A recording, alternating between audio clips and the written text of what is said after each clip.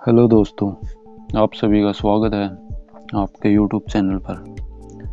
Channel पर पहली बार आए हैं, चैनल को सब्सक्राइब कर दीजिए और बेल आइकन घंटी को प्रेस कर दीजिए ताकि आने वाले नोटिफिकेशन सबसे पहले आपके पास पहुंच जाए। आज फिर मैं एक और नई कहानी के साथ हाजिर हूं। कहानी है सबसे बड़ी समस्या, प्रेरणादायक कहानी। बहुत समय पहले की बात है। एक महान ज्ञानी पंडित हिमालय की पहाड़ियों में कहीं रहते थे। लोगों के बीच रहकर वह थक चुके थे और अब ईश्वर भक्ति के लिए वह सदा जीवन व्यतीत करना चाहते थे।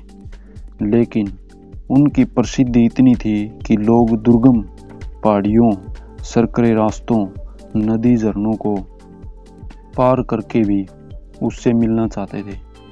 उनका मानना था कि यह विद्वान उनकी हर समस्या का समाधान कर सकता है। इस बार भी कुछ लोग ढूंढते हुए उनकी कुटिया तक आ पहुंचे।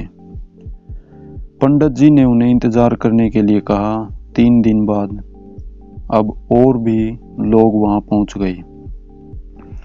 जब लोगों के लिए जगह कम पड़ने लगी तब पंडित जी बोले, आज मैं आप सभी के प्रश्नों का उत्तर दूंगा, पर आपको वचन देना होगा कि यहाँ से जाने के बाद आप किसी और से इस स्थान के बारे में नहीं बताएंगे, ताकि आज के बाद मैं एकांत में रहकर अपनी समाधान कर सकूं।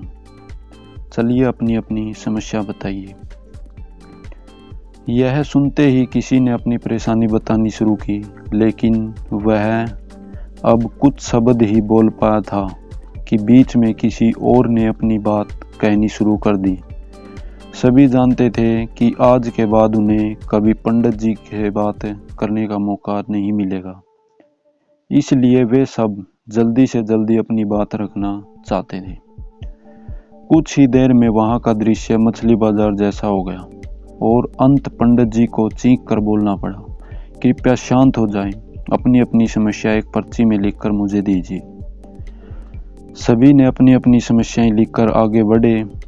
पंडित जी ने सारे पर्चे लिए और उन्हें एक टोकरे में डाल दिया और बोले, इस टोकरी को एक दूसरे के पास कीजिए। हर व्यक्ति एक पर्ची उठाएगा और उसे पढ़ेगा। उसके बाद उसे निर्णय लेना होगा कि वो क्या अपनी समस्या को इस समस्या से बदलना चाहता है। हर व्यक्ति एक पर्चा उठाता, उसे पढ़ता और सहम सा जाता। एक एक करके सभी ने पर्चियां देख ली, पर कोई भी अपनी समस्या के बदले किसी और की समस्या लेने को तैयार नहीं हुआ। सबका यही सोचना था कि अपनी समस्या चाहे कितनी ही बड़ी क्यों न हो, बाकी लोगों की समस्या जितनी गंभीर नहीं है। 2 घंटे बाद सभी अपनी अपनी पर्चियां हाथ में लिए लौटने लगे। वे खुश थे कि उनकी समस्या उतनी बड़ी नहीं है जितना कि वे सोचते थे। फ्रेंड्स, ऐसा कौन होगा जिसकी लाइफ में एक भी समस्या न हो? हम सभी के जीवन में समस्या है।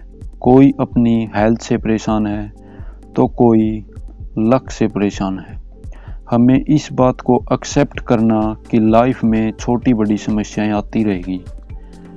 ऐसे में दुखी होकर उसके बारे में सोचने से अच्छा है कि हम अपना ध्यान उसके निवारण में लगाएं। हमें लगता है कि सबसे बड़ी समस्या हमारी ही है, पर यकीन जानिए इस दुनिया में लोगों के पास इतनी बड़ी प्रॉब्लम है कि हमारे तो उनके सामने कुछ भी नहीं। इसलिए ईश्वर ने जो भी दिया है उसके लिए थैंकफुल रहिए और एक खुशहाल जीवन जीने का प्रयास कीजिए। धन्यवाद दोस्तों। अगर आपको यह कहानी अच्छी लगी हो तो लाइक करना और शेयर करना, कमेंट करना, सब्सक्राइब करना।